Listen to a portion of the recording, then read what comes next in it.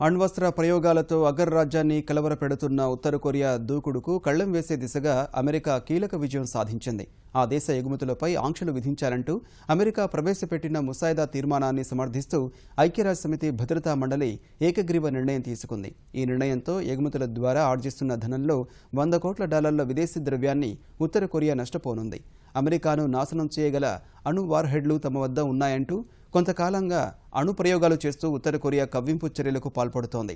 Russia, చైనాలు ఉత్తర కొరియాకు ప్రధాన ఆర్థిక భాగస్వాములుగా ఉంటున్నాయంటూ ఆరోపిస్తున్న అమెరికా ఈ దేశాలతో వాణిజ్య సంబంధాల వల్ల ఆర్జిస్తున్న ధనాన్ని ఉత్తర కొరియా అధ్యక్షుడు కిమ్ జోంగ్ ఉన్ అణు ప్రయోగాలపై ఖర్చు పెడుతున్నారంటూ ఆక్షేపిస్తుంది.